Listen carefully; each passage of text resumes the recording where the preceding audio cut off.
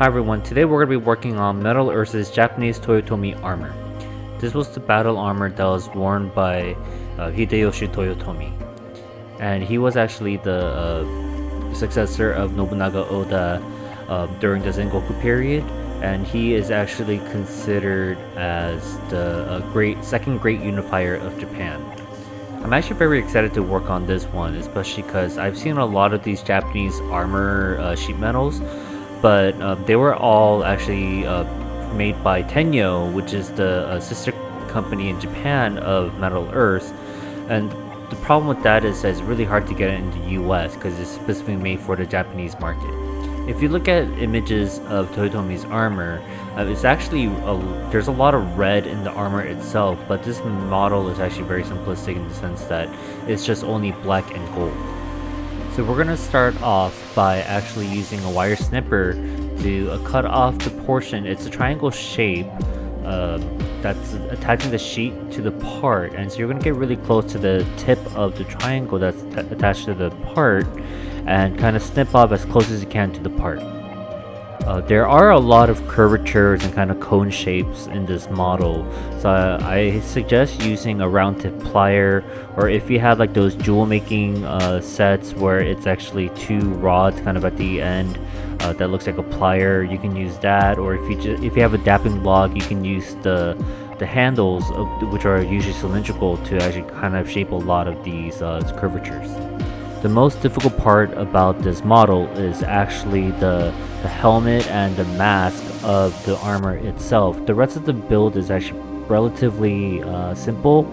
It's just that a lot of the mask has a lot of these intricate parts that you have to be very precise and very accurate with. So with a round tip plier, I actually started with the edges and then started working towards the middle to create the curvature for the armor itself, for the actual face armor, should I say, the mask.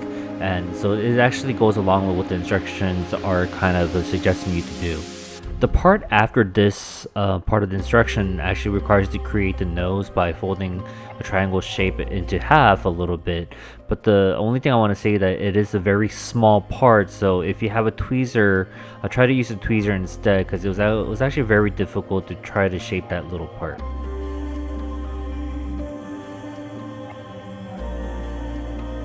You're going to see me use a lot of different tools in this video.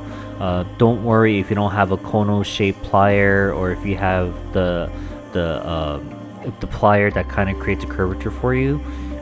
If you just have a round tip plier, it's probably all you really need for this model. I just use it because it's a little bit quicker for me to do.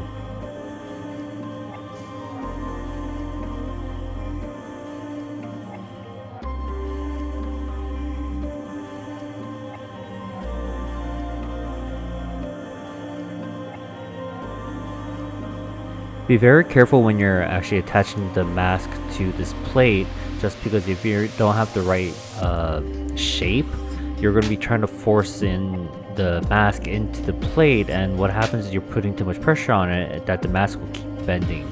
And so you kind of want to avoid bending the metal too much because it might snap. So this is an example of a tool that you probably don't need. I actually don't recommend this one because it actually does scratch the surface quite a bit.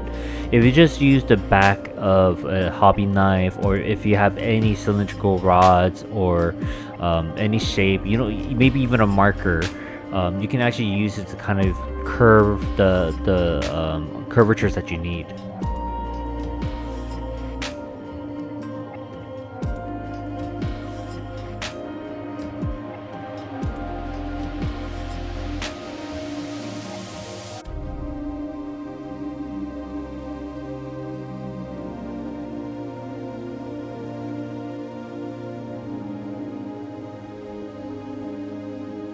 I actually highly recommend getting one of these stepping rods. It's actually used for jewelry making, but I use this a lot for a lot of the cylindrical shapes or curvatures that I need to create, because what I can do is I can just start big and then start going up the rod and making the circumference or the diameter smaller as I go up the rod.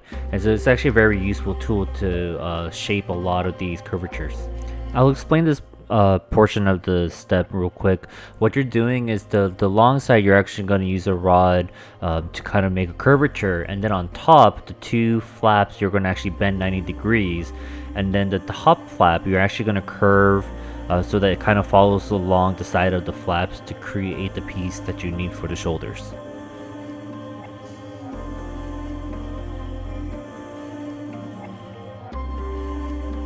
This is going to be a very repetitive build because what you see right now, you're going to be doing a lot for the shoulder pads and for kind of like the skirt armor and the actual other pieces too. And what it is that you're kind of creating like a scale where you're just kind of layering on one strip at a time to create your armor, and so it kind of gives you that kind of scale effect. So just make sure it's very flat as you're working on it, and you can actually curve it later, which is what the instructions are going to tell you to do also, because none of these are actually straight, they're actually going to be curved, but you can always do that afterwards once you get all the pieces together.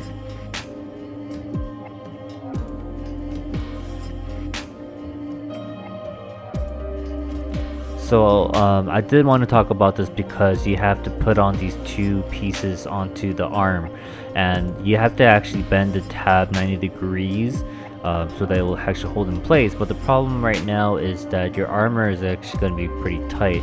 So my suggestion is that the black pieces, make it a little bit wider than it needs to be, and so that it can actually go around the tab easily. Then you can kind of pinch in and then cramp down the tabs.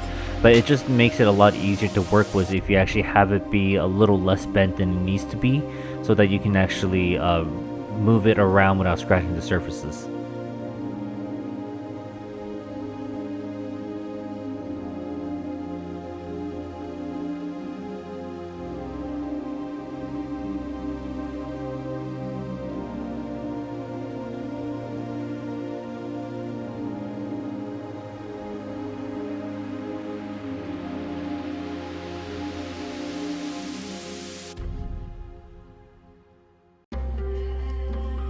This part is actually easy to curve with just your bare fingers because you kind of just have to put a little bit of pressure in the middle and it'll start curving. And so you don't need to do a grand curve, you just need to wrap it around the shoulder kind of nicely so that it looks a lot better. Portion of the video of the right arm, it's actually the same thing as the left arm, so just make sure to follow the steps again. And it's actually going to be mirrored, so it's actually going to be slightly different, but it's exactly the same parts.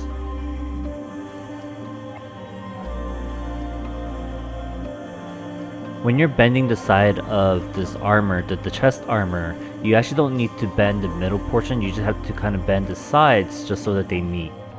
So each side is going to be bent to look like a quarter circle, so that when it meets, it will look like a half circle.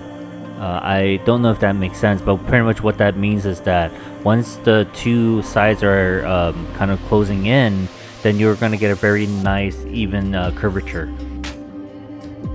So for this part, look ahead and look at part 36. You're going to see some engravings on it, and if you follow the markings, it will kind of give you a rough idea of what the shape of this belt is supposed to look like. It is actually not really an oval shape. It's actually kind of like a rectangle with a curved edge. These waist guard armor pieces are actually kind of annoying because they're very repetitive, but it's just like you did with the shoulder blades. You're just going to be layering them on one by one, and then you're just going to kind of curve it later, and this is going to be after you attach it to the waist.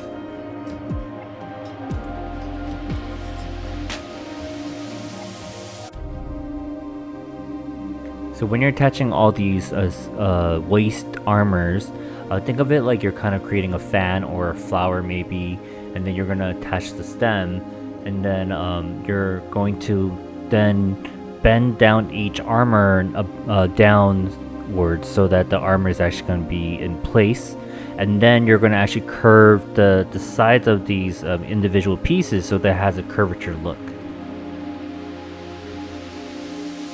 You may need to kind of reshape the armor pieces just so they can fit into the plate more evenly or nicely. Just try to fit in one tab at a time instead of trying to make sure that all the tabs fit in right at the same time. You can just work one by one until they all fit in.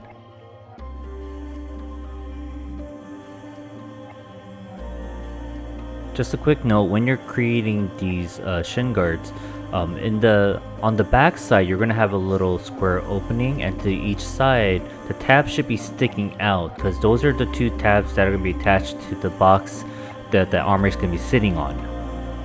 So for this piece, I'm actually bending it ahead of time, but if you don't really have very thin pliers, then I would suggest actually bending it after you attach the shin guard. Just because it's going to be hard to reach in and access the tab if it's too close to the sides of that plate.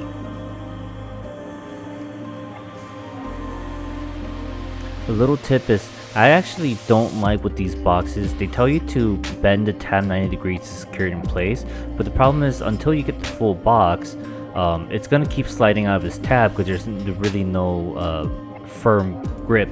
So what I would actually suggest is actually to twist the tab to secure it in place, then you can bend down the tab so that kind of is more hidden or it doesn't protrude out. It's kind of a best of both worlds. And another thing I am not showing in this video, but I do want to mention is every once in a while I'm actually using a cloth to kind of clean up the surfaces, just because you're going to see a lot of, you know, kind of finger grease or fingerprints, and so I kind of wanted to still make it look shiny. So every once in a while I either use my glass cleaner, cloth, or just even a towel and kind of just wipe away any of those fingerprints.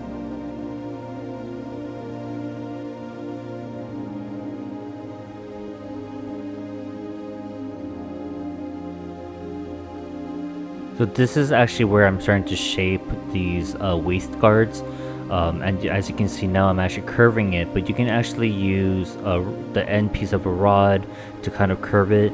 You don't have to use that plier like I said earlier.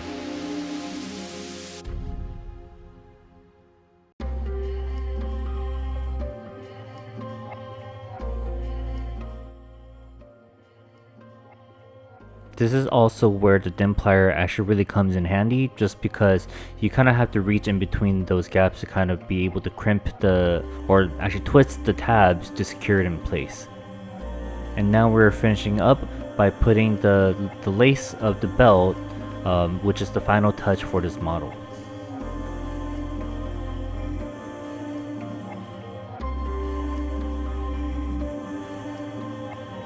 And there you have it, these are the final images of the model. I really do like how clean the black and gold looks, but what I actually did was I actually created a second model piece where I used a Sharpie, and it's actually not a normal Sharpie, but it's actually the oil-based Sharpie, and I used a red color to kind of fill in the engraved sides of the armor with red so that it kind of matches more closely to what the original armor color is supposed to be. So what I actually did was I just used a Sharpie and kind of colored over the whole thing, and before it dried I made sure to use a towel to kind of wipe off the excess, and so that only the paint that's inside the engraved parts are remaining. And just do little areas at a time because the Sharpies do dry up pretty quickly, so I tried to work really quickly and just do little by little. And I think at the end it came out very nicely. I actually really do like this kind of red finish mod that I did for the Toyotomi armor. And here's a photo of both of them together. As always, thank you for watching, and if you enjoyed watching this video, please hit that subscribe button and hit the bell if you want to be notified when I upload new videos.